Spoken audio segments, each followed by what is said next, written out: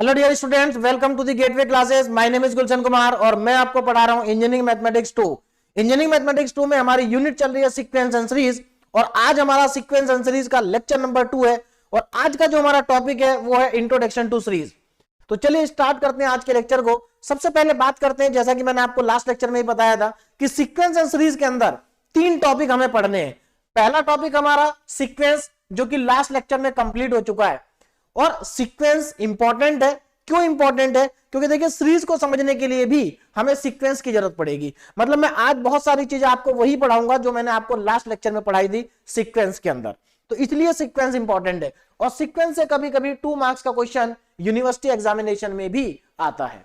अब बात करते हैं सीरीज की। तो सीरीज का आज हमारा पहला लेक्चर है ना, इंट्रोडक्शन टू सीरीज, जिसमें मैं आपको सीरीज के कुछ बेसिक कॉन्सेप्ट्स के बारे में पढ़ाऊंगा जो कि इंपॉर्टेंट है। आने वाले जो हमारे आगे के 3 लेक्चर्स होंगे उनमें बहुत ज्यादा यूज होगा आज के लेक्चर का और जो लास्ट लेक्चर था, ठीक है ना। और अगर हम बात करें एग्जामिनेशन पॉइंट ऑफ व्यू से तो आज का जो हमारा लेक्चर है यहां से भी हम जो क्वेश्चंस करेंगे आज वो शॉर्ट क्वेश्चन ही होंगे, 2 मार्क्स के लिए इंपॉर्टेंट है ना। जो हमारे लॉन्ग क्वेश्चन है वो अब हमारे नेक्स्ट लेक्चर से स्टार्ट होंगे। नेक्स्ट लेक्चर से हम सीरीज के कुछ इंपॉर्टेंट टेस्ट पढ़ेंगे जहां से बहुत ज्यादा क्वेश्चंस पूछे जाते हैं AKTU एग्जामिनेशन में। तो नेक्स्ट जो हमारा लेक्चर होगा, आने वाले जो हमारे लेक्चर है बहुत ज्यादा इंपॉर्टेंट है। लेकिन आने वाले लेक्चर्स को अगर आप अच्छे से समझना चाहते हैं तो पहले 2 लेक्चर भी आपके लिए इंपॉर्टेंट हैं। तो चलिए आज हम सीरीज स्टार्ट करेंगे और फिर हमारा जो लास्ट टॉपिक रहेगा वो रहेगा फोरियर सीरीज का। और अगेन फोरियर सीरीज मैं पहले ही बता चुका हूं कि इस यूनिट का सबसे इंपॉर्टेंट पार्ट है, ठीक है। चलिए तो फिलहाल हम अभी बात करते हैं कि सीरीज क्या है, what is series. Last lecture में हमने पढ़ा था सीक्वेंस, आज हम बात कर रहे हैं सीरीज की। तो सीक्वेंस और सीरीज में डिफरेंस क्या है? देखिए लास्ट लेक्चर में जब मैंने आपको सीक्वेंस पढ़ाया था तो सीक्वेंस क्या था, जरा ध्यान दीजिए। यहां पर भी मैंने सीक्वेंस को फिर से लिखा है। सीक्वेंस क्या होता है? ये हमारा सीक्वेंस है। सीक्वेंस को हम रिप्रेजेंट करते हैं UN, यहां पर जो आपका ब्रैकेट बना एंगल ब्रैकेट, तो ये सीक्वेंस का रिप्रेजेंटेशन है। और ये हमारी सीक्वेंस की टर्म है U1, U2, U3 और UN up to infinity. This is the given sequence. ये क्या है? एक सीक्वेंस है। अब बात करते हैं सीरीज की। ये तो हम लास्ट लेक्चर में पढ़ चुके हैं। सीक्वेंस के ऊपर हमने सीक्वेंस को हमने पढ़ा भी, सीक्वेंस के ऊपर बहुत सारी चीजें हमने पढ़ी। जैसे वहां सबसे इंपॉर्टेंट पार्ट था सीक्वेंस में convergent of sequence, divergent of sequence, है ना, ऑसिलेटरी सीक्वेंस। और आज हम वही चीजें पढ़ेंगे सीरीज के लिए जो हमने लास्ट टाइम पढ़ी थी सीक्वेंस के लिए, है ना। तो ये हमारा सीक्वेंस है, बहुत इंपॉर्टेंट। अब बात करते हैं कि सीरीज क्या है ना। तो देखो series is the sum of a sequence. Series क्या है? सीक्वेंस की जो टर्म्स है अगर आप उनका सम करेंगे तो आपको एक सीरीज मिल जाएगी। यानी कि सीरीज क्या है? Sum of a sequence. तो आप अगर इसी सीक्वेंस को ऐड कर देंगे तो आपको सीरीज मिल जाएगी। तो ये हमारे पास सीरीज है। तो यानी कि सिंपल है, सीरीज क्या होती है? Sum of sequence. और यहां पर देखो रिप्रेजेंटेशन ध्यान दीजिए, समेशन UN। और यहां पर देखो क्या लिखा, n की वैल्यू 1 से लेके इंफिनिटी तक क्या कर रही है? वेरी कर रही है। अब यहां पर एक चीज और ध्यान दीजिए, जो ये सिंबल है इसको आप शॉर्ट में केवल इतना भी लिख सकते हैं, क्योंकि इस तरह से लिख सकते हैं। जो हमारा समेशन का सिंबल है आप केवल यहां पर समेशन UN भी लिख सकते हैं। जरूरी नहीं कि आप n इक्वल टू 1 से इंफिनिटी लिखे। बाय डिफॉल्ट यहां पर जो भी हमारे पास सीरीज होगी वो इनफाइनाइट सीरीज ही होगी, ठीक है ना। अगर मैं आपको बोल रहा हूं कि कोई सीरीज आपको गिवन है ना, अगर आपको क्वेश्चन में कोई सीरीज गिवन है तो उसको आप बाय डिफॉल्ट मान के चलेंगे कि वो इनफाइनाइट सीरीज ही है ना। तो जनरली आपको क्या गिवन होगा? Infinite series. तो इनफाइनाइट सीरीज के लिए आपको यहां n इक्वल टू 1 से लेकर इंफिनिटी तक लिखना जरूरी नहीं है। अगर आपने इतना भी लिखा है तो इसका मतलब भी इनफाइनाइट सीरीज ही है। तो ये तो हो गई हमारी सीरीज और ये हो गया हमारा सीक्वेंस। दोनों में डिफरेंस क्लियरली आपको दिखाई दे रहा है ना। चलिए तो ये हमारी सीरीज है। कुछ एग्जाम्पल देखो नीचे लिखे हुए, 2 एग्जाम्पल मैंने लिखे, जैसे 2 + 4 + 6 + 8। ये एक क्या है? हमारे पास सीरीज है। और आप बहुत अच्छे जानते हैं कौन सी सीरीज है? Arithmetic series, AP series, arithmetic progression. ये AP लिखा हुआ है। तो मैंने आपको लास्ट टाइम भी बताया था और अभी भी ध्यान दीजिए, एक्चुअल में जो सीरीज है, सीरीज तो किसी भी टाइप की हो सकती है। जो अर्थमेटिक AP सीरीज और GP सीरीज या HP सीरीज होती है वो एक स्पेशल टाइप की सीरीज है। बात समझ में आ रही है? तो यहां पर ये कौन सी सीरीज है? AP series. तो यहां पर जो ये सीरीज है, क्योंकि सम इसमें टर्म्स ऐड हो रही हैं तो ये भी सीरीज है। नीचे देखो 1 का स्क्वायर, 2 का स्क्वायर, 3 का स्क्वायर, अगेन ये भी क्या है? एक सीरीज है। सीरीज का मतलब है जहां पर जो टर्म्स लिखी हुई हैं वो किसी पैटर्न को अगर फॉलो कर रही हैं तो हम उसको सीरीज कहेंगे। बात समझ में आ रही है ना? जैसे सीक्वेंस में मैंने आपको बताया था कि अगर कुछ टर्म्स आपके पास लिखी हुई हैं और वो किसी पैटर्न को फॉलो कर रही हैं तो वो सीक्वेंस होगा। अब उन्हीं टर्म्स को अगर आप ऐड कर देंगे, ठीक है ना, ऐड कर दिया आपने, लेकिन वो किसी पैटर्न को फॉलो कर रही हैं तो वो सीरीज होगा। यहां पर देखो, यहां पर भी पैटर्न बन रहा है, 1 का स्क्वायर, 2 का स्क्वायर, 3 का स्क्वायर, 4 का स्क्वायर, यहां नेचुरल नंबर का स्क्वायर आ रहा है, तो आप बता सकते हैं कि इसके आगे 5 का स्क्वायर आएगा, तो ये सीरीज है, क्योंकि यहां पर क्या बन रहा है, पैटर्न बन रहा है यहां पर। तो जब पैटर्न कोई बनता है तभी हमारे पास सीरीज आती है। चलिए, तो ये तो बात हुई what is the difference between sequence and series. अब टाइप्स ऑफ सीरीज, तो देखिए दो टाइप की सीरीज होंगी, फाइनाइट सीरीज और इनफाइनाइट सीरीज, है ना, फाइनाइट एंड इनफाइनाइट। मतलब यहां पर जो टाइप्स ऑफ सीरीज मैं बता रहा हूं वो on the basis of terms के बेसिस पे बता रहा हूं, है ना। तो अगर नंबर ऑफ टर्म्स फाइनाइट है, फाइनाइट मतलब जिनको आप काउंट कर सकते हैं, काउंटेबल, अनकाउंटेबल जो होता है वो इनफाइनाइट होता है। अगर नंबर ऑफ टर्म्स फाइनाइट है तो वो सीरीज होगी, वो फाइनाइट सीरीज होगी। आप देखो ये फाइनाइट है, क्यों? क्योंकि यहां पर जो टर्म्स है वो 1 से स्टार्ट होकर n तक जा रही है, n क्या है, कोई नेचुरल नंबर है, काउंटेबल नंबर है, यानी कि नंबर ऑफ टर्म्स क्या है, काउंटेबल है। तो ये कैसे सीरीज हो गई, फाइनाइट सीरीज हो गई।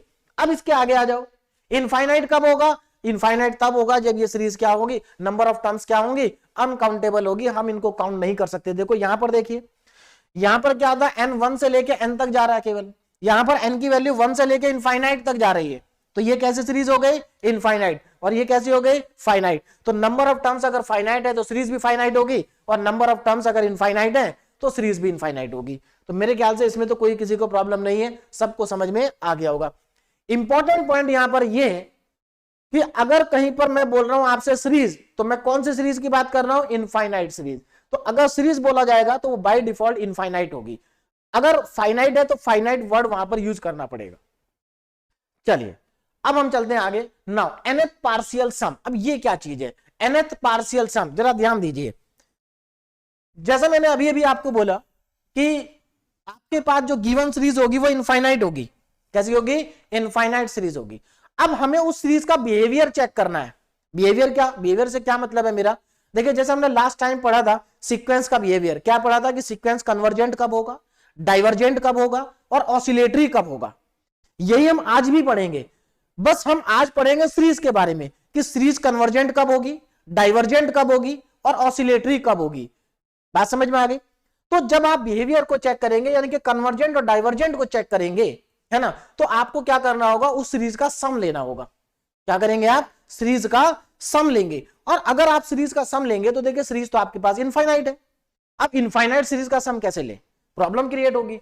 तो उसके लिए क्या करते हैं, देखिए जो बिहेवियर इनफाइनाइट सीरीज का होगा, अगर हम उस इनफाइनाइट सीरीज में से n नंबर ऑफ टर्म्स को ले लें, n नंबर ऑफ टर्म्स को ले ले, तो जो n टर्म्स का बिहेवियर होगा वही इनफाइनाइट टर्म का बिहेवियर भी होगा। बात समझ में आ गई? जो n टर्म्स का बिहेवियर होगा वही बिहेवियर इनफाइनाइट टर्म्स का भी होगा। तो हम क्या करेंगे, हम उस इनफाइनाइट सीरीज में से n टर्म्स को ले लेंगे और n टर्म्स लेने के बाद उसका बिहेवियर को चेक कर लेंगे। तो इसलिए हमें क्या करना पड़ेगा, हमें n टर्म्स लेनी पड़ेंगी, तो हमें उन n टर्म्स का क्या निकालना पड़ेगा, सम। तो जो इनफाइनाइट सीरीज में से अगर आप n टर्म्स को ले लें और उसका सम कैलकुलेट करें तो उसी को कहा जाता है nth पार्शियल सम, यानी कि सम ऑफ, देखिए the sum of first n terms of a series is called nth partial sum. तो मेरे ख्याल से आपको क्लियरली समझ में आ गया होगा कि nth पार्शियल सम क्या होता है ना। तो ये हमारे पास फॉर्मूला है, Sn से रिप्रेजेंट करेंगे u1 plus u2 plus u3 up to un। चलिए अब ये बात, उसके बाद लिखा है पॉजिटिव टर्म सीरीज, नाम से ही समझ में आ रहा है, ऐसी सीरीज जिसकी सारी टर्म्स क्या है, पॉजिटिव है, उसको क्या कहेंगे, पॉजिटिव टर्म सीरीज। चलिए अब आगे चलते हैं। इसके अलावा हमारे पास और भी आगे आएंगे, हम पढ़ेंगे पॉजिटिव टर्म सीरीज है, ये नेगेटिव टर्म सीरीज भी होती है जहां पर सारी टर्म्स क्या होती है, नेगेटिव होती है। ऑल्टरनेट सीरीज भी होती है जहां पर पॉजिटिव नेगेटिव दोनों आते हैं, है ना। चलिए अब आगे चलते हैं। नाउ अब जैसा मैंने आपको बताया, एक्चुअल में जो आज का जो हमारा लेक्चर है इसमें हम सीरीज के बिहेवियर के बारे में पढ़ेंगे, मतलब वो सीरीज कन्वर्जेंट कब है, डाइवर्जेंट कब है और ऑसिलेटरी कब है, कैसे पढ़ेंगे, उसका सम निकाल के। अब जैसा देखो सीरीज जो होती है हमारी, सीरीज की बहुत सारी वैरायटी है। अगर आप सीरीज को देखें तो सीरीज में बहुत सारी वैरायटी है, उसमें से कुछ वैरायटी इंपॉर्टेंट है, जैसे कि एपी और जीपी। देखिए सीरीज जैसे मैंने आपको पहले भी बताया था कि सीरीज में बहुत सारी वैरायटी और टाइप्स हैं, तो उसमें से जो एपी है, एपी, जीपी एंड एचपी, ये तीन जो है स्पेशल टाइप की सीरीज है। और एपी, खास करके एपी और जीपी ये ज्यादा इंपॉर्टेंट है। जो एपी है, एपी सीरीज और जीपी सीरीज, ये आप लोगों को बहुत अच्छे से आती है, आप लोग पहले पढ़ते आ रहे हैं, 10th क्लास से आप इसको पढ़ते आ रहे हैं, arithmetic progression and geometric progression, है ना। तो अगर आपको कहीं एपी और जीपी दिखाई दे तो आप क्या कर सकते हैं, उसका बिहेवियर चेक कर सकते हैं। कैसे? उसका एपी का और जीपी का सम निकाल के। तो इसलिए हमें एपी और जीपी के सम को कैलकुलेट करना आना चाहिए, है ना। तो वही मैं एक बार आपको बता रहा हूं, तो ध्यान दीजिए जरा। यहां पर अर्थमेटिक प्रोग्रेशन आप जानते हैं, एपी की फर्स्ट टर्म को हम क्या मानते हैं? स्मॉल ए। एपी की फर्स्ट टर्म को किससे रिप्रेजेंट करते हैं? स्मॉल ए से, जनरली। ये हमारा स्टैंडर्ड नोटेशन है। कॉमन डिफरेंस क्या होता है? स्मॉल डी, है ना। और यहां पर दो इंपॉर्टेंट फॉर्मूले जो कि आप पढ़ चुके हैं, कौन कौन से होते हैं? एक तो nth टर्म का फॉर्मूला और दूसरा सम ऑफ n टर्म्स का फॉर्मूला। दोनों ही फॉर्मूले इंपॉर्टेंट है ना। nth टर्म, एपी की nth टर्म का फॉर्मूला क्या होता है? a plus n minus 1 into D. और एपी की सम ऑफ n टर्म्स का formula n/2 2a plus n minus 1 into में d। तो ये दो फॉर्मूले हमारे पास इंपॉर्टेंट है, सम ऑफ एपी, ठीक है ना, सम ऑफ एन एपी। क्लियरली समझ में आ गया सबको? अच्छा, इसमें एक फॉर्मूला और भी होता है, अगर आप देखें, मतलब इसको दूसरे तरीके से भी लिख सकते हैं। जो हमारा सम ऑफ एन टर्म्स है उसको आप ऐसे भी लिख सकते हैं, sum of n terms is equal to n/2 a plus l, है ना। याद आ गया होगा आपको। कब लगाते हैं इस फॉर्मूले को? जब हमें लास्ट टर्म पता हो, जब हमें सीरीज की लास्ट टर्म पता हो तो हम इस फॉर्मूले का यूज भी कर सकते हैं, n/2 a प्लस l। तो ये हमारे पास अर्थमेटिक प्रोग्रेशन के कुछ इंपॉर्टेंट फॉर्मूले हैं, ठीक है ना, कुछ इंपॉर्टेंट फॉर्मूले। ये फर्स्ट टर्म, ये कॉमन डिफरेंस। आपको मालूम है एपी कैसे होती है? इस तरह से, first term a, second term A plus D, third term A plus 2d, है ना। इसी तरह से अगर आप चलते जाएंगे तो यहां पर आपके पास जो nth टर्म आएगी वो क्या आएगी? a plus n minus 1d, है ना। ये क्या होती है हमारी? इस तरह से हम अर्थमेटिक प्रोग्रेशन को लिखते हैं। चलिए अब चलते हैं जीपी पे, ज्योमेट्रिक प्रोग्रेशन यानी कि जीपी सीरीज। इसमें क्या है? फर्स्ट टर्म यहां पर भी हम ए से रिप्रेजेंट करते हैं, है ना। कॉमन रेशियो यहां पर देखो, यहां पर कॉमन रेशियो आता है आर, और यहां पर फर्स्ट टर्म ए और कॉमन डिफरेंस डी आता है। यहां कॉमन रेशियो है, उधर कॉमन डिफरेंस है। अब जरा ध्यान देना, यहां पर देखो, अब आपके पास फॉर्मूला, ये फॉर्मूला आपके पास, तीन फॉर्मूले यहां पर होंगे आपके पास। एक तो nth टर्म का, एपी जीपी की जो nth टर्म का फॉर्मूला है वो a इंटू आर की पावर n-1 है, ए आर n-1। उसके बाद यहां पर sum of n terms of GP, GP की n टर्म्स का फॉर्मूला देखो। अब ध्यान देना, यहां पर common ratio r, first term a, तो फॉर्मूला क्या होगा? a ब्रैकेट में 1 माइनस आर की पावर n और 1 माइनस आर, ये हमारे पास फॉर्मूला है। लेकिन ध्यान रखें, इस फॉर्मूले को तभी अप्लाई करना है जब r की वैल्यू 1 से कम हो। कॉमन रेशियो क्या हो? 1 से कम। अगर कॉमन रेशियो 1 से कम है तो आप ये फॉर्मूला यूज करेंगे, और अगर कॉमन रेशियो r की वैल्यू 1 से ज्यादा है तो आप नीचे वाला फॉर्मूला यूज करेंगे। तो ये अगेन तीनों फॉर्मूले हमारे लिए क्या है? इंपॉर्टेंट है, और सभी को याद होंगे, क्योंकि देखो ये बहुत बेसिक से फॉर्मूले हैं। जनरली बच्चा इनको नहीं बोलता है ना, क्योंकि वो इनको 10th में भी पढ़ता है, 11th में भी पढ़ता है, और कई बार 12th में भी इनका यूज कर ही लेता है। तो इसलिए सबको याद रहते हैं, जनरली इनको कोई भूलता नहीं है। तो इंपॉर्टेंट फॉर्मूले हैं जिनको हम यहां पर यूज करेंगे, ठीक है ना। चलिए अब अच्छा, जीपी को लिखते कैसे हैं? देखिए इस तरीके से, जीपी की फर्स्ट टर्म ए, जीपी की second term a r, GP की third term a r square, GP की fourth term a r cube. देखो अब पैटर्न को देखो, ये first term a, second term में एक बार आर आ रहा है, थर्ड टर्म में 2 बार आर आ रहा है, फोर्थ टर्म में 3 बार आ रहा है। तो अगर आप इसमें देखें, जब इसकी nth टर्म आएगी तो उसमें r n-1 टाइम्स आएगा, क्योंकि यहां नंबर ऑफ टर्म्स कितनी है? n है। तो ये हमारा कुछ बेसिक था एपी और जीपी का, जिसका हम यूज करेंगे यहां पर। आगे देखिए नेक्स्ट, लिमिट, है ना। लिमिट के वैसे और भी फॉर्मूले हैं जो मैं आगे चल के आपको बताऊंगा। फिलहाल आपके लिए जो इंपॉर्टेंट है वो क्या है? ये लिमिट। लिमिट के फॉर्मूले, जैसे कि आप लिमिट पढ़ चुके हैं, क्लास 11th में भी आप पढ़ चुके हैं, 12th में भी आपने लिमिट का यूज किया है ना। तो यहाँ पर लिमिट के हमारे पास, क्योंकि लिमिट की यहाँ क्यों रिक्वायरमेंट है, आपने देखा लास्ट लेक्चर में भी कि अगर हमें किसी सीक्वेंस का कन्वर्जेंट या डाइवर्जेंट, या ये चेक करना है कि ऑसिलेटरी है, मतलब सीक्वेंस कन्वर्जेंट है या नहीं है, डाइवर्जेंट है या नहीं है, ऑसिलेटरी है या नहीं है, ये सब चेक करने के लिए हमें लिमिट कैलकुलेट करनी होती है। सिमिलरली आज हम सीरीज का बिहेवियर चेक करेंगे कि सीरीज कन्वर्जेंट है या नहीं, डाइवर्जेंट है या नहीं, ऑसिलेटरी है या नहीं। तो जब हम बिहेवियर को चेक करेंगे तो एक्चुअल में हम वहां लिमिट फाइंड आउट करेंगे। क्या फाइंड आउट करेंगे? लिमिट। तो लिमिट के दोनों फॉर्मूले इंपॉर्टेंट, इनका यूज होगा, आज नहीं लेकिन आगे चल के इनका यूज होगा, और भी फॉर्मूले मैं आपको बताऊंगा लिमिट के। तो अगेन लिमिट के फॉर्मूले इंपॉर्टेंट है ना। चलिए, और देखिए लिमिट को देख के घबराना तो बिल्कुल नहीं है, क्योंकि अगर आप सोचें कि लिमिट को हमें काफी समय हो गया पढ़े हुए, हम सब भूल गए हैं, तो ऐसा कुछ नहीं है। यहां पर जो हम लिमिट पढ़ने वाले हैं, या यहां पर जो हमें लिमिट कैलकुलेट करनी होगी, वो बहुत आसान होगी। मतलब इतनी आसान होगी कि आपने जो 11वीं क्लास में पढ़ा है ना, वहां तो लिमिट के जो क्वेश्चन थे वो बहुत हाई लेवल के थे, यहां बहुत लो लेवल के क्वेश्चन है, यहां बहुत सिंपल लिमिट आपको फाइंड आउट करनी है, तो घबराने की जरूरत बिल्कुल नहीं है, ठीक है ना। चलिए अब हम स्टार्ट करते हैं। तो देखिए एक्चुअल में जो हमें आज पढ़ना है, वो पढ़ना क्या है, कन्वर्जेंट सीरीज, डाइवर्जेंट सीरीज और ऑसिलेटरी सीरीज। तो अगर आपने लास्ट लेक्चर देखा है तो आपको बहुत अच्छे से समझ में आ जाएगा आज, और नहीं भी देखा समझ में तब भी आएगा, क्योंकि कुछ है नहीं, बहुत बेसिक और सिंपल सी चीजें हैं, है ना भाई। हमें क्या पढ़ना है कि सीरीज कन्वर्जेंट कब होगी, डाइवर्जेंट कब होगी और ऑसिलेटरी कब होगी।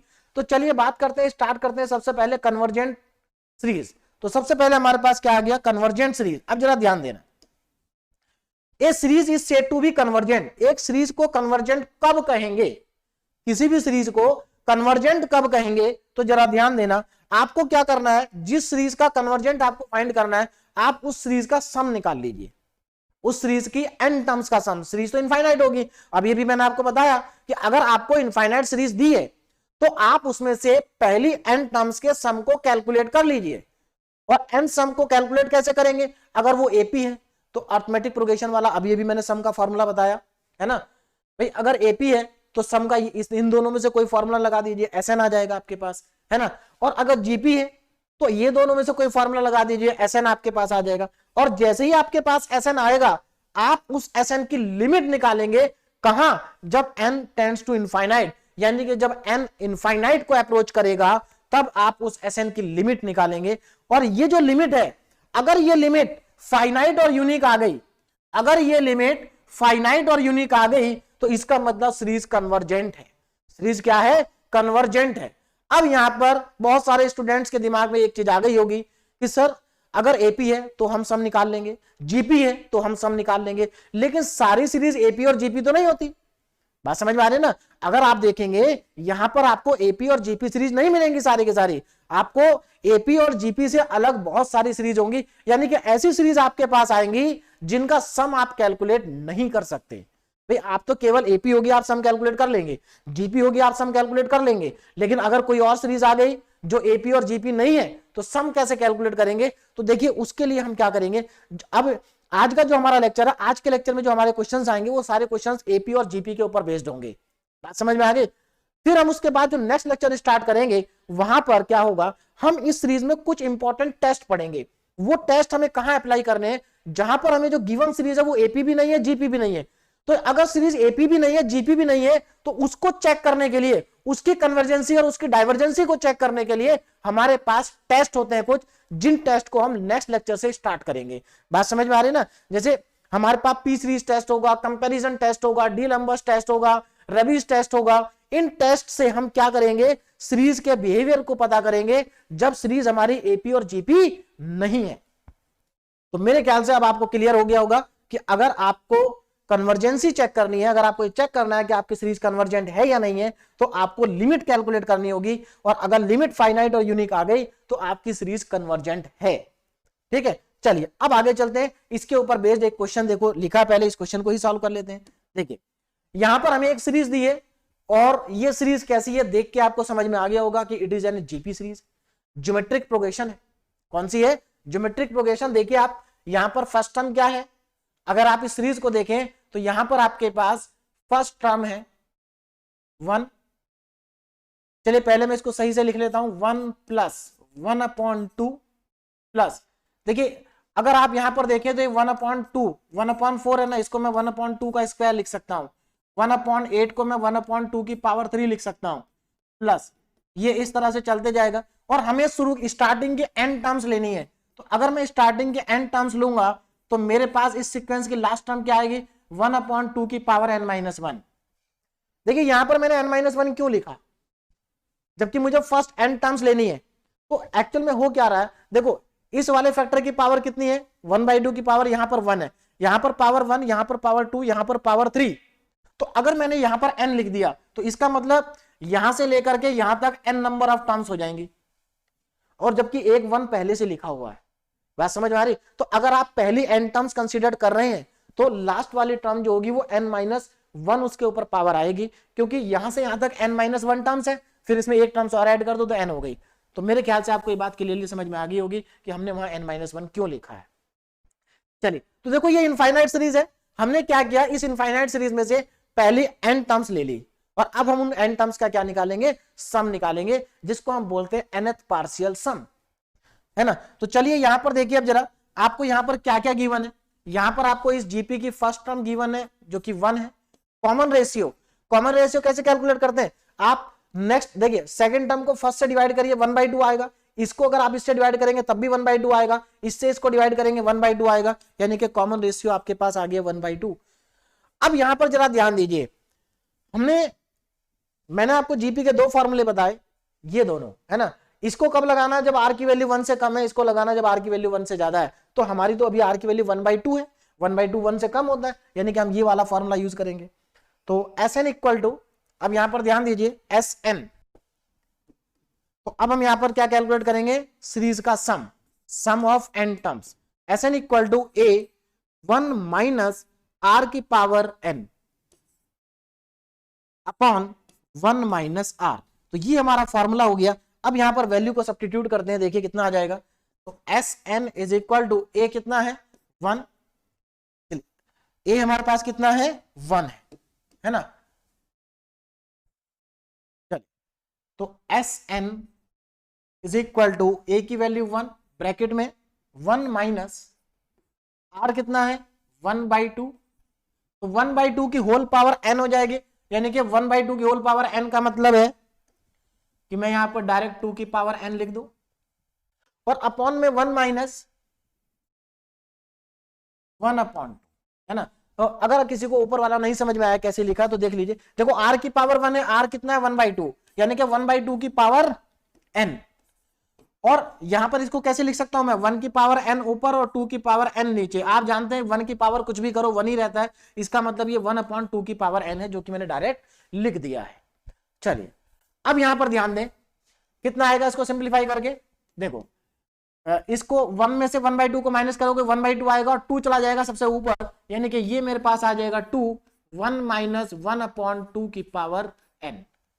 तो ये हमारे पास क्या आ गया, Sn आ गया। तो ध्यान देना Sn कितना है 2 1 माइनस 1/2 की पावर n, ये Sn मेरे पास आ गया। अब देखें आगे, Sn आ चुका है ना। अब क्या करना था, Sn आने के बाद, Sn आने के बाद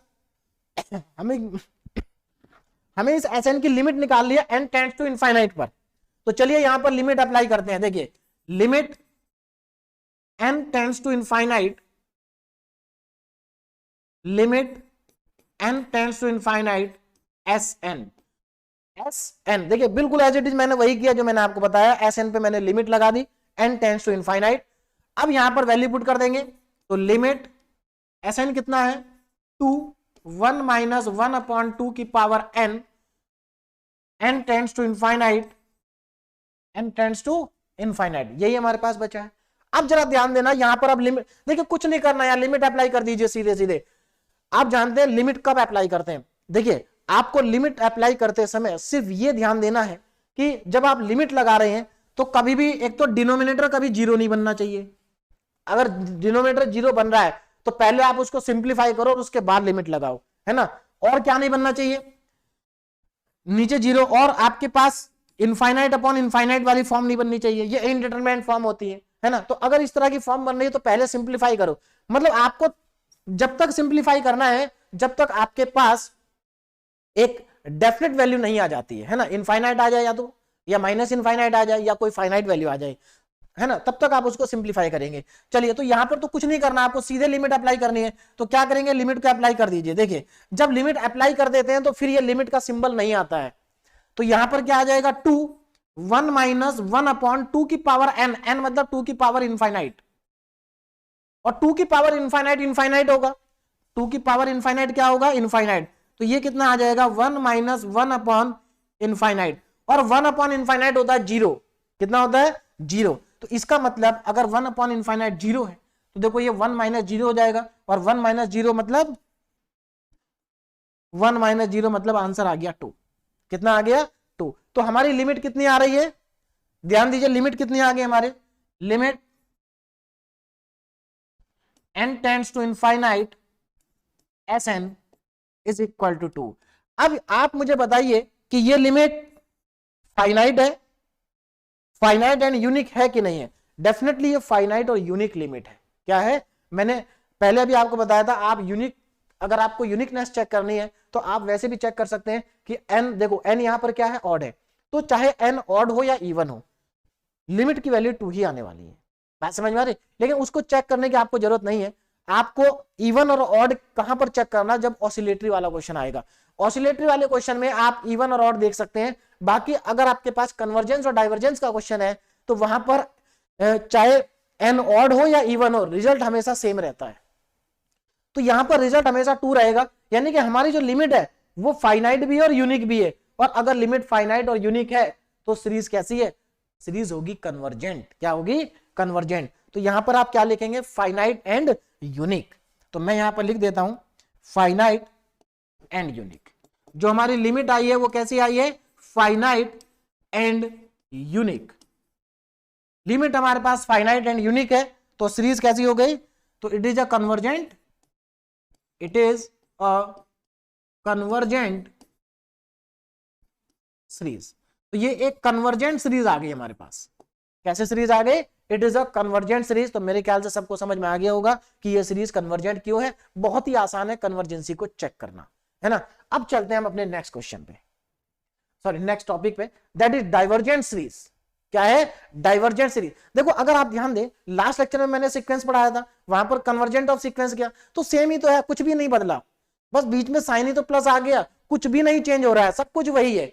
और वहां पर तो और आसान था, यहां पर तो आपको सम निकालना पड़ रहा है। वहां पर आपको गिवन होता था, जो nth टर्म हो या सम हो वो आपको गिवन होता था।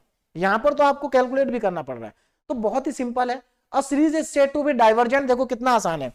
सीरीज को डाइवर्जेंट कब कहेंगे? अगर देखो आपको क्या करना है, फिर से वही काम करना है।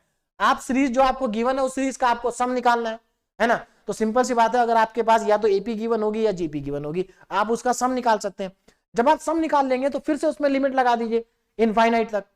अब अगर लिमिट लगाने के बाद आपकी वैल्यू प्लस इनफाइनाइट या माइनस इनफाइनाइट आ जाती है तो आप कहेंगे कि आपकी जो सीरीज है वो डाइवर्जेंट है।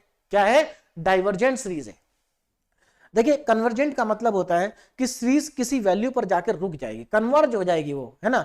डाइवर्जेंट का मतलब होता है सीरीज डाइवर्ज होती जा रही है, मतलब वो एक्सटेंड ही होती जा रही है। चलिए अब यहां पर ध्यान दीजिए, test the convergence of the series. हमारे पास ये सीरीज लिखी हुई है और हमें इसकी कन्वर्जेंसी चेक करनी है। तो देखो क्या है, 1 + 2 + 3 + 4 + 5, ये हमारे पास वैल्यू है ना। अगर आप ध्यान से देखो, यहां पर देखो ये जीपी सीरीज थी, अगर आप देखोगे वैल्यू 1 बड़ा है, देखो यहां पर 1 सबसे बड़ी वैल्यू लिखी, यहां 1/2 है, यहां 1/4 है, यानी कि वैल्यू लगातार डिक्रीज हो रही है। क्या हो रही है? डिक्रीज हो रही है। तो कहीं ना कहीं जाके तो सीरीज कन्वर्ज होगी। जबकि अगर आप यहां देखें तो ये सीरीज इंक्रीज होती जा रही है, तो ये तो कहीं कन्वर्ज होगी नहीं, ये इंक्रीज ही होती जाएगी। तो इसका मतलब देखते ही पता चल रहा है कि डाइवर्जेंस सीरीज है। लेकिन हमें देख के नहीं बताना, हमें चेक करके बताना है। तो चलिए चेक करते हैं। तो सबसे पहले तो आप मुझे बताएं कि ये कौन सी सीरीज दिखाई दे रही है? 1 2 3 4 5 ही लिखा है ना। तो सीरीज क्या है हमारे पास? 1 2 3 4 5। तो 1 2 3 5 1 2 3 4 5 कौन सी सीरीज होती है? AP. It is an AP. Simple सी बात है, क्या है? एक अर्थमेटिक प्रोग्रेशन है। तो it is an AP, it is an AP. तो ये हमारे पास एपी सीरीज है। और अगर ये एपी सीरीज है तो इसमें देखते हैं कि ए कितना है और कॉमन डिफरेंस कितना है। ए की वैल्यू 1 है, फर्स्ट टर्म 1 है, कॉमन डिफरेंस भी 1 है, फर्स्ट टर्म भी 1 है और कॉमन डिफरेंस भी 1 है।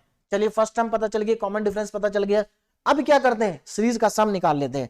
और सीरीज का सम का फॉर्मूला आपको अभी बताया मैंने, है ना। तो चलिए यहां पर क्या निकाल लेते हैं? सीरीज के सम लगा देते हैं। तो यहां पर हमें n टर्म्स की सीरीज का सम निकालना है। तो यहां पर लास्ट में ध्यान रखना एक चीज का, कि हमें लास्ट में केवल n टर्म्स तक जाना है। कहां तक जाना है?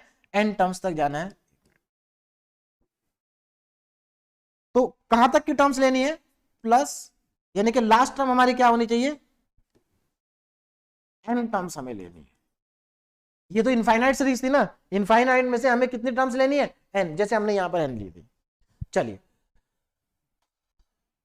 तो यहां पर अब हमारे पास आ जाएगा फॉर्मूला। फॉर्मूला क्या होता है, सम ऑफ n टर्म्स का Sn equal to n upon 2a plus n minus 1d, ये हमारे पास होता है formula sum of n terms of a AP. चलिए वैल्यू पुट कर देते हैं, तो Sn is equal to n upon 2, a की वैल्यू कितनी है 1, तो यहां पर 2 आएगा, plus n minus 1, common difference कितना है, कॉमन डिफरेंस अगेन हमारे पास क्या है 1 है, तो यही बचेगा। Sn is equal to n upon 2, अंदर कितना बचेगा 2 प्लस n माइनस 1, तो यानी कि मेरे पास आ गया Sn इक्वल टू, यहां पर 1 बचेगा, तो n into n plus 1 upon 2। और ये तो स्टैंडर्ड फॉर्मूला भी है, मेरे ख्याल से सभी को याद भी रहना चाहिए, याद रहता है सभी को कि पहले n नेचुरल नंबर का जो सम होता है वो n into n plus 1 upon 2 होता है। अच्छा, इसको आप डायरेक्ट भी निकाल सकते हैं, तो दूसरे वाले फॉर्मूले से। एक और फॉर्मूला मैंने आपको बताया, सम ऑफ, अगर आपको लास्ट टर्म पता हो, अगर आपको लास्ट टर्म पता हो तो आप ये फॉर्मूला भी लगा सकते हैं। इसकी लास्ट टर्म क्या है n, तो यहां पर देखो पुट कर दो, n अपॉन 2 तो बाहर लिखा है, फर्स्ट टर्म 1 है और लास्ट टर्म n है, तो देखो डायरेक्ट आ गया। बात समझ में आ गई? तो कैसे भी आप चाहें तो कर सकते हैं, कोई प्रॉब्लम नहीं है। चलिए, तो आपके पास सम आ गया, लेकिन आपको करना क्या है, आपको करना है चेक इसकी कन्वर्जेंसी, जिसके लिए आपको अप्लाई करनी होगी लिमिट। तो चलिए अब मैं यहां पर लिमिट को अप्लाई कर देता हूं। देखिए, तो limit n tends to infinite, n tends to infinite Sn equal to में वैल्यू पुट कर दीजिए, limit n tends to infinite, और Sn कितना है n प्लस 1 अपॉन 2। अब इसकी लिमिट हमें अप्लाई करनी है और कैलकुलेट करना। देखो जरा ध्यान से देखो, अगर यहां पर देखो, यहां पर अगर, चलिए इसको थोड़ा सिंप्लीफाई करके लिखता हूं मैं, हालांकि कुछ करने की जरूरत नहीं है इसमें। Limit n tends to infinite, ये हमारे पास आ जाएगा n square plus n divided by 2। अब एक बात बताओ मुझे, अगर मैं n की जगह लिमिट लगा दूं, इस यहां पर इनफाइनाइट पुट कर दूं, तो क्या आएगा, इनफाइनाइट का स्क्वायर इनफाइनाइट होगा, यहां इनफाइनाइट, तो इनफाइनाइट का स्क्वायर इनफाइनाइट ही आएगा, plus infinite, infinite plus infinite infinite ही आएगा, इनफाइनाइट को किसी से भी डिवाइड करो इनफाइनाइट ही आएगा, यानी कि कुल मिला के कुछ करने की जरूरत ही नहीं है, सीधे इसका आंसर इनफाइनाइट ही आएगा।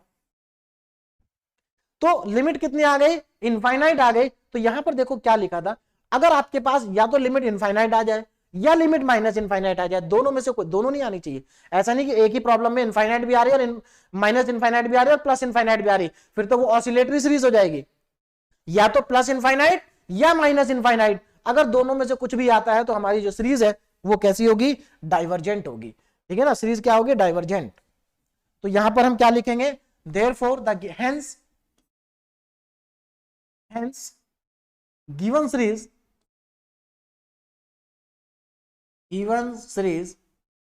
is divergent।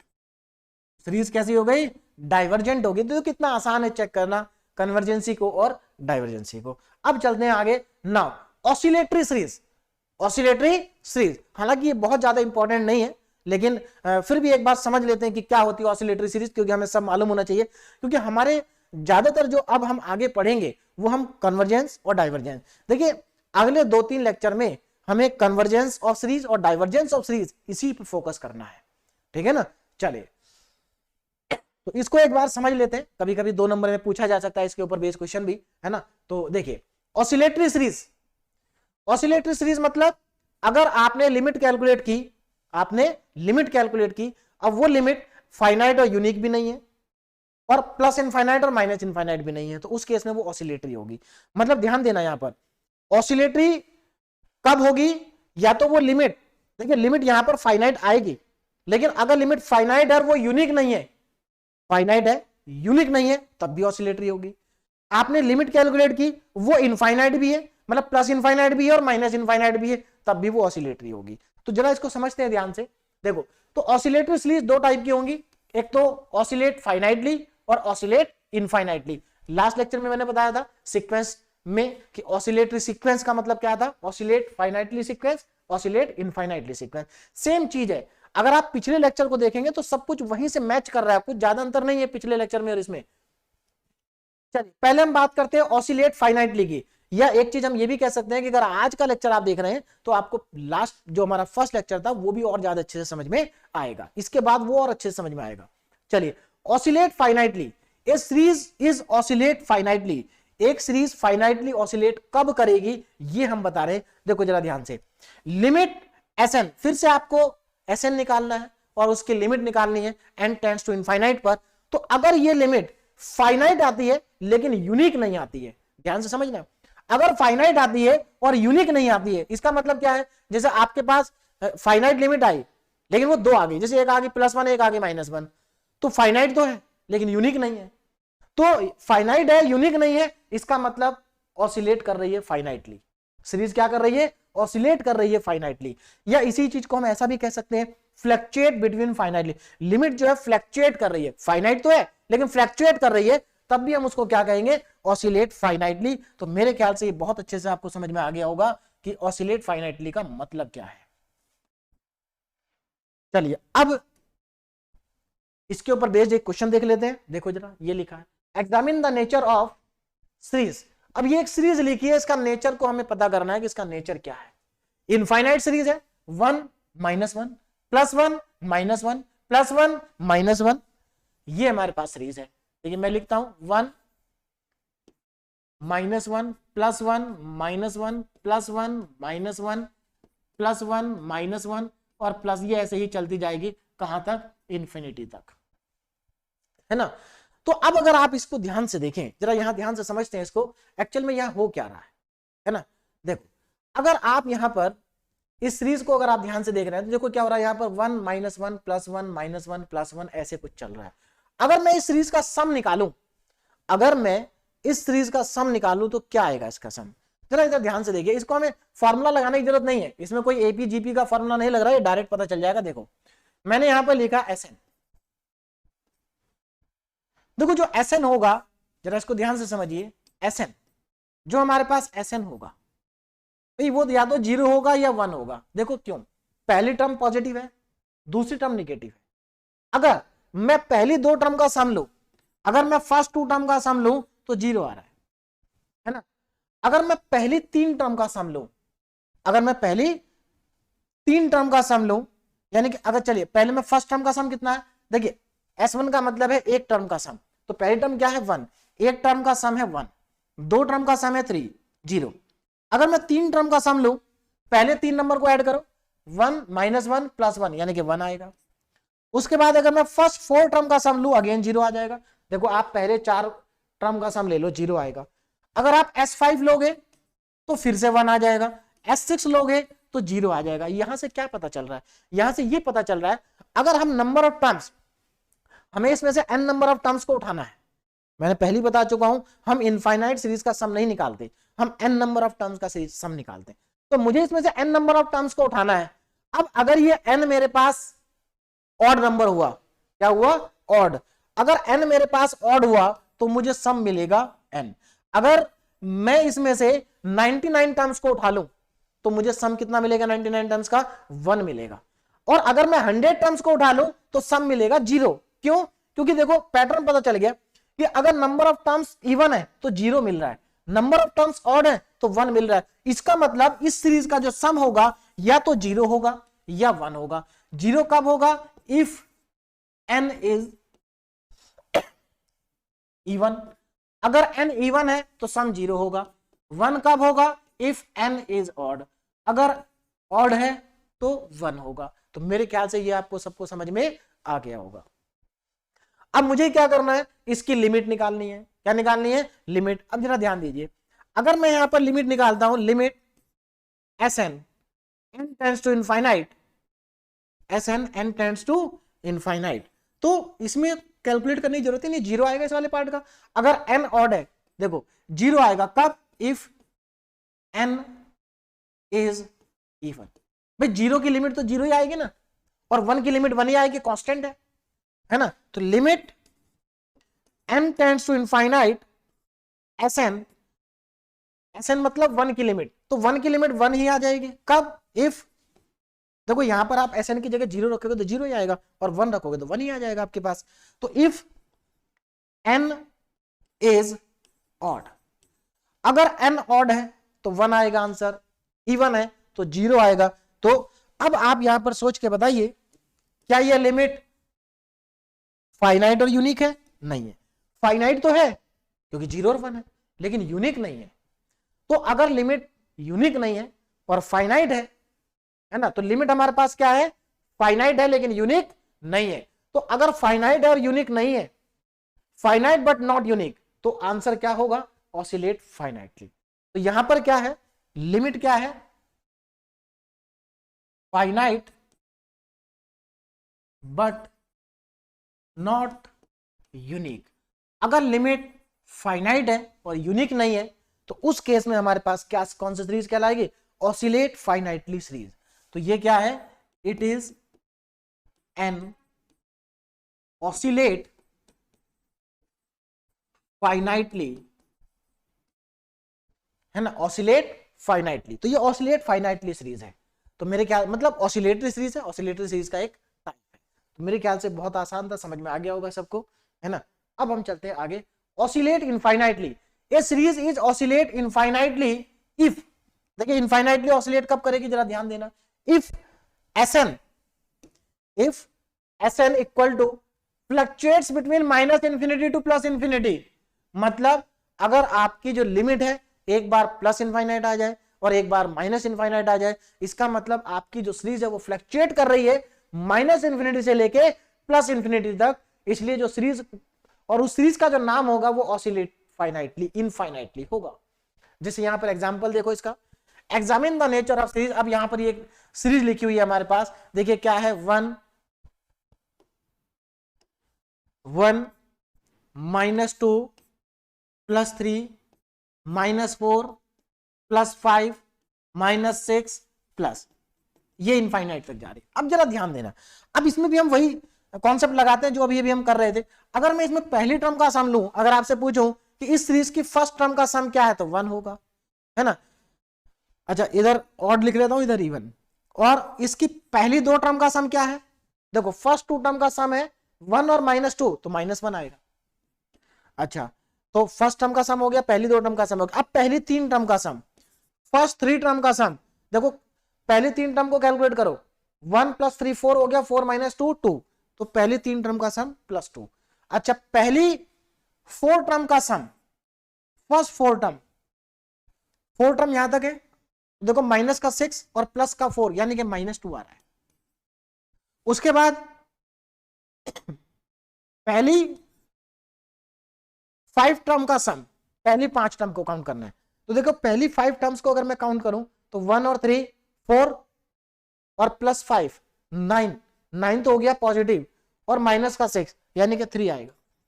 यहां पर अगर आप कैलकुलेट करोगे S5 और S6 पहली 6 टर्म का सम, तो देखो यहां तक 3 आ रहा था यानी कि 3 - 3 3 - 6 -3 आ जाएगा। यानी कि पैटर्न तो यहीं से पता चल गया। अगर नंबर ऑफ टर्म्स इवन है तो सम क्या आ रहा है, -1 -2 -3। तो अगर मैं इसी को आपसे पूछूं कि पहली अगर यहां पर मेरे पास नंबर ऑफ टर्म्स अगर मैं इवन लूंगा, अब जरा यहां पर देखो राइट साइड में मैं लिख देता हूं इसका, यहां से देखिए इस पैटर्न से हमें क्या पता चल रहा है। इस पैटर्न से हमें यह पता चल रहा है कि अगर हमारे पास, अगर मैं ऑड नंबर ऑफ टर्म्स को लेता हूं, क्या लेता हूं, ऑड नंबर। देखो ऑड नंबर ऑफ टर्म्स में सम क्या आ रहा है, पहली टर्म का सम 1 2 और 3, ये हमारे पास आ रहा है 1 2 3, इस तरह से सम चल रहा है।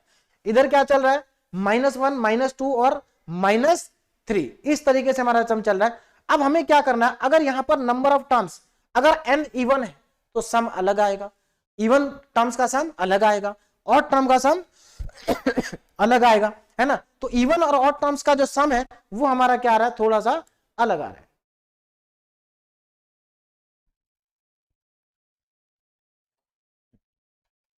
तो यहां पर अगर हम नंबर ऑफ टर्म्स को ऑड लेंगे तो सम कितना आएगा, ये हमें यहां पर दिखाई दे रहा है। अगर इवन लेंगे तब सम कितना आएगा, ये भी हमें यहां पर पता चल रहा है। अब यहां पर देखो जरा, अब मैं यहां पर लिखता हूं इफ n इज इवन। अगर n इवन हुआ तो आप मुझे बताएं कि सम कितना आएगा। तो अगर n इवन हुआ तो सम ऑफ n टर्म्स का सम क्या होगा? देखो अगर n इवन है, n अगर इवन है तो सम ऑफ n टर्म्स क्या होगा? जरा ध्यान से देखो, अगर पहले 2 टर्म का सम ले रहे हैं तो -1 आ रहा है, पहली 4 टर्म्स का ले रहे हैं तो -2 आ रहा है, पहली 6 टर्म्स का सम ले रहे हैं तो -3 आ रहा है, हाफ हो रहा है उधर जाके, है ना। अगर 6 टर्म्स है तो सम कितना है? -3 है। तो इसका मतलब यहां से हमें डायरेक्ट पता चल रहा है कि जो वैल्यू होगी, अगर नंबर ऑफ टर्म्स, देखो नंबर ऑफ टर्म्स 6 है तो सम -3 है, अगर नंबर ऑफ टर्म्स n है तो सम माइनस का n/2 होगा। मेरे ख्याल से ये बात आपको क्लियरली समझ में आ गई कि सम कितना आ रहा है? -n/2। अच्छा, इफ n इज ऑड, अगर n ऑड हुआ अगर n ऑड हुआ तो यहां पर देखो क्या हो रहा है, ऑड के देखिए, अगर n ऑड हुआ तो हमारे पास Sn देखिए कितना आएगा, ध्यान से देखिए Sn। अब यहां जरा ध्यान देते हैं, S5, अगर S5 है तो हमें वैल्यू 3 मिल रही है, इसका मतलब अगर मैं 5, ये 3 का मतलब क्या, अगर मैं 5 में 1 ऐड कर दूं और 2 से 1 ऐड करूं तो 5 + 1 6 हो जाएगा, और उसको 2 से डिवाइड कर दूं तो मेरे पास 3 आ जाएगा। इसका मतलब Sn कितना हो जाएगा? n + 1/2। तो देखो अगर n इवन है तो सम ये होगा, अगर n ऑड है तो सम ये होगा। बस हो गया हमारा क्वेश्चन कंप्लीट। अब हमें क्या करना है? अब हमें यहां पर फॉर्मूला लगा देना है लिमिट का, है ना। तो चलिए लिमिट निकालते हैं। देखिए limit n tends to infinite Sn, ये कब निकाल रहा हूं मैं? If n is odd. अगर n ऑड है, या पहले n इवन निकाल लेते, इफ n इज इवन तो देखो लिमिट कितनी आ जाएगी? Limit n tends to infinite, और इवन के केस में फॉर्मूला क्या था Sn का? n-n/2। अब यहां पर अगर आप लिमिट लगाएंगे, n की जगह इनफाइनाइट पुट करेंगे तो इनफाइनाइट ही आएगा, यानी कि आंसर आ गया माइनस का इनफाइनाइट। ठीक, अब यहां पर दूसरा पार्ट कैलकुलेट कर लेते हैं। इफ n इज ऑड, अगर n ऑड हुआ इस केस में क्या होगा? देखिए limit n tends to infinite Sn, value रख दें, limit n tends to infinite Sn कितना ऑड के केस में? n + 1/2, n + 1/2। अब जरा ध्यान दीजिए, अगर यहां पर मैं n की जगह इनफाइनाइट रखता हूं तो ये तो इनफाइनाइट ही आएगा, और क्या आएगा? प्लस में इनफाइनाइट आएगा, प्लस में इनफाइनाइट।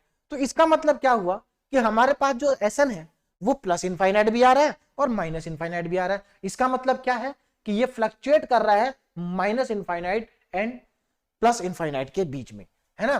तो क्या होगा यहां पर, क्या लिखेंगे आप? इट फ्लक्चुएट, यानी कि fluctuate between plus infinite and minus infinite. तो अगर ऐसा है तो सीरीज क्या होगी? Therefore it is an oscillate infinitely series, oscillate infinitely, oscillate infinitely. तो मेरे ख्याल से सबको समझ में आ गया होगा, बहुत सिंपल से क्वेश्चन थे, कुछ नहीं करना है ना, लिमिट को चेक करना है बस। चलिए अब आगे चलते हैं। नाउ अब देखिए, ये तो हमारा हो गया, हमने कन्वर्जेंस ऑफ सीरीज भी पढ़ लिया, डाइवर्जेंस भी पढ़ लिया, है ना, और ऑसिलेटरी सीरीज भी हमने पढ़ लिया। इसमें से इंपॉर्टेंट क्या है? कन्वर्जेंट सीरीज और डाइवर्जेंट सीरीज बहुत इंपॉर्टेंट है, और कन्वर्जेंट और डाइवर्जेंट सीरीज को हम आने वाले लेक्चर्स में बहुत डिटेल में भी पढ़ने वाले हैं। चलिए अब नेक्स्ट लेक्चर से पहले कुछ इंपॉर्टेंट टर्म्स बची हैं, वो मैं आपको और बता देता हूं। ये सब हमें अगले जो हमारे लेक्चर्स होंगे उसमें बहुत ज्यादा हेल्प करेंगी, तो ध्यान दीजिए ना। Geometric series and their nature, मतलब जो हमने ज्योमेट्रिक सीरीज मतलब वही हमारी जीपी, है ना। तो हम थोड़ा सा जीपी के बारे में और थोड़ा सा एक्स्ट्रा यहां पर इंफॉर्मेशन है, ध्यान दीजिए क्या है। An infinite geometric series with common ratio R, यहां पर इनफाइनाइट ज्योमेट्रिक सीरीज लिखी हुई है जिसका कॉमन रेशियो आर है ना, ये हमारे पास है। तो अभी तो मैंने आपको बताया कि सम निकालें, सम निकालने के बाद उसका कन्वर्जेंसी या डाइवर्जेंसी को चेक करें, लेकिन यहां पर कुछ इंपॉर्टेंट पॉइंट्स है आपके पास जिससे आपको देखते ही आप बता सकते हैं कि ये सीरीज कन्वर्जेंट होगी या डाइवर्जेंट होगी। ध्यान दीजिए क्या है, अगर आपके पास कोई ज्योमेट्रिक सीरीज दी हुई है और उसका कॉमन रेशियो आर है, क्या है? कॉमन रेशियो आर है, तो देखो क्या होगा। अगर कॉमन रेशियो आर है आपके पास और आर की जो वैल्यू है वो अगर +1 और वन से, यहां पर ध्यान दीजिए, इसकी जो वैल्यू है यहां पर थोड़ा सा गलत लिखा है ना, देखो आपकी अगर वैल्यू, इसको मैं करेक्ट कर देता हूं, देखो यहां पर थोड़ा सा, एक मिनट, इसको मैं दोबारा लिख देता हूं, है ना। देखिए ध्यान दीजिए जरा,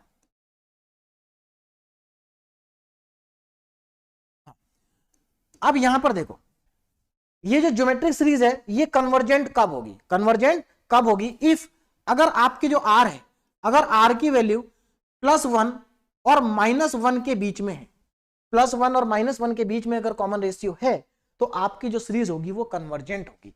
यानी कि आपको क्या करना है, ज्योमेट्रिक सीरीज को देखना है और उसमें से चेक करना है कि कॉमन रेशियो कितना है। अगर कॉमन रेशियो -1 और +1 के बीच में आ रहा है तो इसका मतलब सीरीज कैसी है, कन्वर्जेंट। आप देख के डायरेक्ट आंसर लिख देंगे, तो कितना आसान हो गया, है ना। आप डायरेक्ट देख के आंसर लिख सकते हैं। आगे देखो, अच्छा इस चीज को हम ऐसे भी लिख सकते हैं, जरा ध्यान देना, इसको मैं ऐसे भी लिख सकता हूं, इस कंडीशन को कई बार ऐसे लिखा होता है mod of r <1, ऐसे भी लिख सकते हैं, एक ही बात है। चलिए नाउ डाइवर्जेंट कब होगी, अगर r की वैल्यू या तो इक्वल टू 1 हो या ग्रेटर देन 1 हो, तो इस केस में हमारे पास सीरीज क्या हो जाएगी, डाइवर्जेंट। यानी कि सीधे कॉमन रेशियो चेक करो, आंसर पता चल जाएगा। ठीक, ऑसिलेट फाइनाइटली, यानी कि ऑसिलेट फाइनाइटली कब करेगी, अगर कॉमन रेशियो -1 के इक्वल है। देखो ध्यान देना, -1, देखो -1 यहां इंक्लूड नहीं है, ध्यान देना, यहां जो वैल्यू है आर की वो -1 और 1 के बीच में है, इक्वल नहीं है। बात समझ में आ रही, यहां आर ना तो 1 के इक्वल है ना ही आर -1 के इक्वल है। यहां पर जो आर है वो 1 के इक्वल भी हो सकता है और उससे ज्यादा भी हो सकता है। यहां पर जो आर है वो -1 के इक्वल है। अगर आर -1 के इक्वल हुआ तो ऑसिलेट करेगी फाइनाइटली, और अगर आर की वैल्यू -1 से कम हुई तो ऑसिलेट करेगी इनफाइनाइटली। ये आप चीज ध्यान रखेंगे, है ना। चलिए अब इसके ऊपर बेस्ड क्वेश्चन देखो जरा, डायरेक्ट देख के आंसर बता सकते हैं। जैसे ये सीरीज है, test the nature of the following series, इस सीरीज के हमें नेचर को चेक करना है। तो आपको देखते ही समझ में आ गया कि ये ज्योमेट्रिक सीरीज है, जीपी सीरीज लिखी हुई है। तो यहां पर सिर्फ आपको क्या करना है, इसका कॉमन रेशियो फाइंड करना है। क्या फाइंड करना है, कॉमन रेशियो। देखो इसकी फर्स्ट टर्म क्या है 1, सेकेंड टर्म क्या है 1/4। तो कॉमन रेशियो कैसे निकालते हैं, फर्स्ट टर्म को डिवाइड कर दो सेकेंड टर्म से, यहां पर सेकेंड टर्म को डिवाइड कर दो फर्स्ट टर्म से। तो अगर आप 1/4 को डिवाइड करेंगे 1 से तो 1/4 ही आ जाएगा। तो यहां पर इस सीरीज का कॉमन रेशियो 1/4 है, और 1/4 क्या है, 1/4, तो इसका मतलब r जो है वो <1 है। भाई r की वैल्यू 1/4 है, 1/4 क्या है, 1 से कम है वैल्यू, है ना। कौन सी कंडीशन सेटिस्फाई हो रही है, यानी कि r की वैल्यू -1 से +1 के बीच में, -1 से +1 के क्या है, बीच में है। तो सीधे सीधे हमारे पास r 1/4 है, यानी कि <1 है। तो यहां से आप सीधे सीधे क्या कह सकते हैं, इस कंडीशन के अकॉर्डिंग आप सीधे सीधे बोल सकते हैं कि it is a convergent series. क्या है, it is a convergent series, it is a convergent series, ये एक कन्वर्जेंट सीरीज है। डायरेक्ट आपने कॉमन रेशियो को देख के बता दिया कि ये कन्वर्जेंट है। इसके आगे देखो next, test the nature of the series, इसका नेचर चेक करो। अगेन ये क्या है, जीपी है, क्योंकि कॉमन रेशियो सेम है। आप सेकंड टर्म को फर्स्ट टर्म से डिवाइड करो 4/3 आएगा, इस टर्म को इससे डिवाइड करो तब भी 4/3 आएगा। इसका मतलब कॉमन रेशियो क्या है, 4/3, ठीक है ना। तो देखो इस तरह से लिख सकते हैं, it is a GP series. ये कैसे सीरीज है, जीपी सीरीज है विद r = 4/3। इसका कॉमन रेशियो कितना है, 4/3 है। और 4/3 की वैल्यू क्या है, ये तो ग्रेटर देन 1 है। और अगर 4/3 ग्रेटर देन 1 है तो इसका मतलब कंडीशन कौन सी सेटिस्फाई हो रही है, डाइवर्जेंट की। तो आप सीधे सीधे इसका आंसर लिख सकते हैं, it is a divergent series. तो बहुत सिंपल है, आसानी से हम बता सकते हैं कि ये सीरीज कैसी है, डाइवर्जेंट है। तो ये हमारे पास कुछ डायरेक्ट रिजल्ट थे जो कि हमें आगे चल के काम आएंगे, इसलिए इनको आपको ध्यान में रखना है, ठीक है ना। चलिए अब आगे चलते हैं, necessary condition for convergent series. अब ये नेसेसरी कंडीशन का मतलब क्या है कि अगर आपके पास कोई सीरीज कन्वर्जेंट है, देखो कन्वर्जेंट सीरीज में हमेशा उसके nth टर्म की बात कर रहा हूं, un का मतलब है nth टर्म की, अगर आप उसके nth टर्म पे लिमिट लगाते हैं, अगर कन्वर्जेंट सीरीज की nth टर्म पे लिमिट लगाते हैं तो हमेशा 0 आएगा। ये है necessary condition for a convergent series, लेकिन ये नेसेसरी कंडीशन है, ध्यान रखना। अगर सीरीज कन्वर्जेंट है तो उसके nth टर्म पे अगर लिमिट लगाए तो 0 आएगी, लेकिन इसका जो रिवर्स है वो ट्रू नहीं है। बात समझ में आ रही है? इसका वाइस वर्सा ट्रू नहीं है। मतलब अगर किसी nth टर्म की लिमिट 0 आ रही है तो इसका मतलब ये नहीं है कि वो कन्वर्जेंट होगी। देखो यहां पर नीचे लिखा है, ध्यान दीजिए, if limit n tends to infinite un equal to 0 then ये जो गिवन सीरीज है मे और मे नॉट बी कन्वर्जेंट। हो सकता है कि कन्वर्जेंट हो सकता है कन्वर्जेंट ना हो अगर 0 है, लेकिन अगर कन्वर्जेंट है तो 100% उसकी लिमिट 0 आएगी। बात समझ में आ गई? और एक इंपॉर्टेंट पॉइंट यहां पर यह भी लिखा है, क्या है ध्यान दीजिए। इस पॉइंट का मतलब क्या है कि अगर if limit n tends to infinite un not equal to 0, अगर कोई सीरीज आपको दे रखी है उसकी nth टर्म की लिमिट 0 नहीं आ रही है तो 100% वो कन्वर्जेंट नहीं है, कन्वर्जेंट नहीं है। तो ये नेसेसरी कंडीशन थी किसी भी सीरीज के कन्वर्जेंट और कन्वर्जेंट ना होने की, इस रिजल्ट को भी हम आगे चल के यूज करेंगे। नाउ प्रॉपर्टीज ऑफ सीरीज बहुत इंपॉर्टेंट है ना, प्रॉपर्टीज ऑफ सीरीज, इसका यूज भी हम आने वाले लेक्चर्स में करेंगे। इसके प्रॉपर्टी का यूज जरा ध्यान से एक बात सुन लीजिए, क्या है पहली property, the nature of an infinite series does not change, यानी कि आपको जो इनफाइनाइट सीरीज गिवन है उसका नेचर चेंज नहीं होगा। कब नहीं होगा उसका नेचर चेंज? देखिए नेचर से मतलब समझ रहे हैं आप, यानी कि अगर सीरीज कन्वर्जेंट है तो कन्वर्जेंट ही रहेगी, डाइवर्जेंट है तो डाइवर्जेंट ही रहेगी, ऑसिलेटरी है तो ऑसिलेटरी ही रहेगी। कब? ध्यान से सुनो, कब रहेगी? By multiplication of all terms by a constant के। अगर आप इनफाइनाइट सीरीज की सारी टर्म को किसी एक नंबर से मल्टीप्लाई कर देते हैं, चाहे वो नंबर कुछ भी हो, तो सीरीज के नेचर में कोई चेंज नहीं आएगा, यानी कि वो मल्टीप्लाई करने से पहले भी कन्वर्जेंट थी तो बाद में भी कन्वर्जेंट ही रहेगी। अगर वो पहले डाइवर्जेंट थी तो बाद में भी डाइवर्जेंट ही रहेगी। उसके बाद by addition and deletion of finite number of terms, ये बहुत इंपॉर्टेंट है। आने वाले लेक्चर्स में हम ऐसा करेंगे, जो हमें सीरीज दे रखी होगी उसमें से हम कुछ टर्म्स को हटा देंगे। क्यों हटा देंगे? क्योंकि कुछ टर्म्स को हटाने से सीरीज का नेचर चेंज नहीं होता है ना, लेकिन क्वेश्चन आसान हो जाता है। तो अगर टर्म्स को हटाने से नेचर चेंज नहीं होता, क्वेश्चन आसान हो जाता है, तो हम उन टर्म्स को हटाएंगे, ठीक है ना। तो इस चीज का ध्यान रखना कि अगर हम सीरीज में कुछ टर्म्स को ऐड कर दें या कुछ टर्म्स को हटा दें तो कोई फर्क नहीं पड़ता है, ठीक। उसके बाद इफ टू सीरीज, अगर मान लो हमें दो सीरीज दे रखी हैं और दोनों सीरीज कन्वर्जेंट है और हमने दोनों सीरीज को ऐड कर दिया, मतलब उनकी कॉरेस्पॉन्डिंग टर्म्स को ऐड कर दिया, तो जो नई सीरीज मिलेगी ना वो भी कन्वर्जेंट ही होगी, यानी कि उसका नेचर भी चेंज नहीं होगा। तो यहीं पर जो हमारा आज का लेक्चर है, वो आज का लेक्चर हमारा यहीं पर कंप्लीट हो रहा है। तो यहां पर मैंने आज आपको एक्चुअली आज के लेक्चर की हमारे हम देखें तो आज के लेक्चर की हमारी ओवरऑल समरी क्या है, आज के लेक्चर से हमने क्या सीखा है। तो देखो, अगर आज के लेक्चर की मैं बात करूं तो आज के लेक्चर में जो हमारा इंपॉर्टेंट पार्ट रहा है वो रहा है सीरीज के कन्वर्जेंसी का और डाइवर्जेंसी का, यानी कि कन्वर्जेंट ऑफ सीरीज और डाइवर्जेंट ऑफ सीरीज आज के लेक्चर का इंपॉर्टेंट पार्ट था। आने वाले लेक्चर्स में हम कन्वर्जेंट और डाइवर्जेंट के बारे में बात करेंगे, ठीक है ना। दूसरी इंपॉर्टेंट बात, जो हमारे पास कन्वर्जेंट, देखिए अगर हमारे पास पॉजिटिव टर्म की सीरीज दे रखी है तो वहां केवल कन्वर्जेंसी और डाइवर्जेंसी होती है, ऑसिलेटरी नहीं होती है। तो ऑसिलेटरी सीरीज ज्यादा नहीं आएगी आगे, और आगे जो हम पढ़ेंगे वो पढ़ेंगे कन्वर्जेंसी एंड डाइवर्जेंसी। तो ये बहुत इंपॉर्टेंट टॉपिक था आज का हमारा। अब यहाँ पर मैंने कुछ 2-3 क्वेश्चन जो है आपको प्रैक्टिस के लिए दिए, बहुत सिंपल क्वेश्चन है, डायरेक्ट हो जाएंगे, है ना, सिंपल से क्वेश्चन है। तो ये डीपीपी के। तो अब जो हमारा नेक्स्ट लेक्चर आएगा, लेक्चर नंबर जो हमारा 3 होगा series and sequence and series का, वो बहुत इंपॉर्टेंट होगा। मतलब आने वाले अब सारे लेक्चर बहुत इंपॉर्टेंट है, इंपॉर्टेंट जो हो चुके वो भी है। क्यों? क्योंकि आने वाले लेक्चर्स अच्छे से समझ में आएंगे अगर आप पहले 2 लेक्चर्स को समझ लेंगे, ठीक।